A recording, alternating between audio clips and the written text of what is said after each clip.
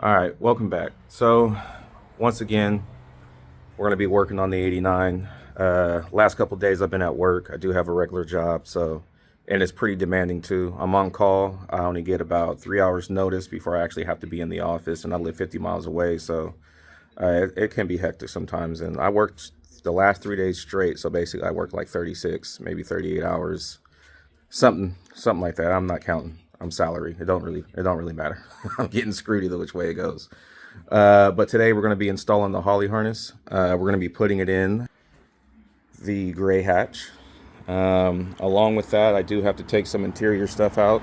It has been raining the last couple days, so it kind of kept me out from working on the car. So I just found a few other projects around the house that I ended up doing for some other projects. But I'm going to have to tailor up some of these wires. I mean, this stuff right here just dangling around. It's not cool. We're not using any of these wires, but we are going to have to get into the column. We are going to have to take that bolster off right there. This seat has to come out. All this crap in the back, whatever that stuff is, has to be out. And sad to say, but like I said, I've been working the last 3 days, so my garage looks like crap. I mean, I just got shit everywhere. I normally cuss a lot more. I'm trying to be nice, but I had to pull the bikes in. I did get these done. Lower intake for the Comet motor, and then painted the upper intake also. They were in really bad shape. They're much better, far from perfect, but way better. Was wiring up the Ron Francis. Cool thing about the Holly, once again, this thing comes pre-loomed. All I got to loom are the external wires I'm adding to it. But today, I'm probably going to have the customer bring by some of the AC equipment, the condenser. I also want the radiator with the electric fans, because while I'm wiring and running the Holly harness, I want to be able to route the wires first before I mount them, if that makes sense. Like basically, I want to dry run it, and then once I get everything kind of ran the way I like it, and then put all the relays where they need to be for these particular functions, I will go ahead and mount it at that point. With that being said, one thing I found that was really convenient was I went to Amazon and I went and bought an abundance of wires. I bought a whole kit. Then I went back and bought a 12 gauge, 10 gauge kit because some of the wires are heavier duty, but these are predominantly 14 and they're good quality. I tested a couple different rolls out. Like I didn't buy a whole kit until I found one I liked, but these are real good quality, not super expensive. And then also I do shrink wrap and solder. So you got to have lugs and shrink wrap. But yeah, so today I'm going to go ahead and start tearing this interior apart. I'll give a couple shots of that as we progress, and I'll keep you in the loop. All right, so we got a real life fucking mint right here. Like, I don't mean like in a bad way. I mean like in an actual good way. This car has not been butchered. It's a trip, but hold on. I'm gonna show you. So, a lot of people think that these are supposed to be like a bolt. No, they're actually studs, and typically the reason why they come out as a bolt with like the stud attached to it is because you've over torqued it. And these came out like butter. Another thing I know that these things are fucking mint. They have the goddamn covers on here with the unmolested little plastic piece. Unmolested with the plastic piece still on there. And then the back as well. I haven't taken the back ones off yet. Excuse the bad carpet, but it's got the actual screw retainer in there. Both sides. But a little shampoo on this carpet. I mean, it's just been sitting a while. Power seats and all. Lumbar. But yeah, we're making way. All right. Another fucking mint moment. A fucking factory Ford amplifier. 1, 2, 3 speakers on each side. Data cable.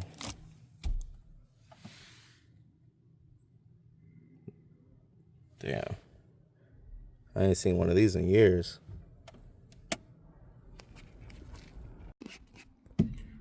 All right, so got the little work area clean, had the vacuum. This thing was pretty damn dirty, so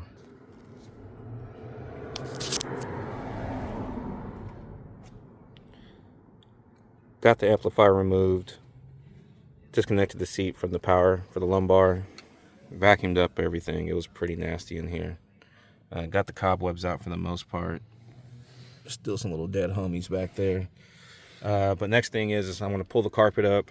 I'm going to really gently pull out this this old wire harness. I feel like that this is something worth keeping. If somebody's trying to restore this thing to factory, I wouldn't see why it wouldn't work. So who knows? But in any case, let me go ahead and get to wiring this thing up. All right, I'm back. It's another day. Life caught up with me yesterday. Had to end up stopping what I was doing, take the kid to baseball practice. I'm assistant coach on the team, so daddy duty's called. But back on it today. What we got going on is basically going to be going through and just kind of I need this particular connector because it has to go into this to help it power up and turn on and do all its good stuff. But the Holley Terminator doesn't have that. So what I have to do is I have to get this connector, the little extra wire, and then trace it back because this is going to be another power point that the Holley has to tell to turn on, which is for this guy right here. And then we have to feed everything into the little hole right there. And being that I don't have any extra of the grommets that go through the firewall as far as the factory ones, I kind of use this one right here. It works well and I can get them. So versus the factory one, looks kind of cool, but I like something a little bit nicer. So I'm going to go ahead and disassemble this harness. And I happen to have a lot of these harnesses.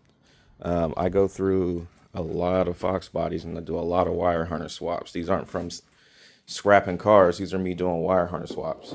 So that's how I ended up with all these. So some are for, I use for repairs, like I chop connectors off in case we have to do like a factory repair. Somebody is not doing a harness swap. I'll have a connector in for it for a factory fit and finish. So it's always something good to have. I just have a lot of them. But just in case, if I'm missing one, I'm pretty sure I got the other one right there.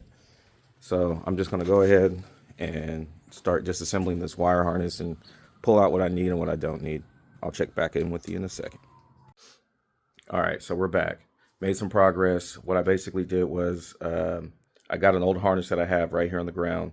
And with that old harness, I took off the accumulator plug, traced the wires back. Some of the wires went to the ECU, some of the wires went to a relay, and then another one to a body connector harness. I'm assuming for turn on. Quite haven't figured that out yet. Haven't researched the wires, just wanted to see where they went to kind of get an idea. But here's what the harness looks like that I stripped down and took everything out of. So this is the harness, factory old ECU harness. And what I did was I just used these once again for just, whatever connectors I may need for whatever reason, but yeah, so let me show you what I kind of did so we have an idea of what's going on, and you can kind of see where I'm at with it. So this is the accumulator plug I took off. Basically, I just needed to know where these wires went. This one went to the ECU uterus. This one went to a body plug. So this one's probably like a turn on from the actual button itself, and then the one that goes to the ECU is probably telling it to ramp up on power, so that way your AC will work. This one's to a relay, also potentially for power. And then I have the Terminator X harness here. I got this really crummy grommet. I want to use it, but I don't want to use it. Now that I look at it, it looks like a mouse or something chewed on it. So I'm going to see if I got another one. Looks like this thing was like in the car getting chewed on. This is how mice get in the cars. The middle section I cut out because this is what was going to sit around the harness. Factory style fit, but yeah, that's looking kind of janky. So let me see if I got another one. If not, worst comes to worst, I'll use that other deal I have. that's hanging on the wall. But that's where we're at. We're gonna continue forward. All right, and just that fast, I already found us another grommet, and then also I did miss something about the accumulator I want to talk about. So here's a better grommet versus this crummy ass one. But since we're putting all new AC components on, you know, I'm already in there feeding in the wire harness. I'm going to be putting a new accumulator on.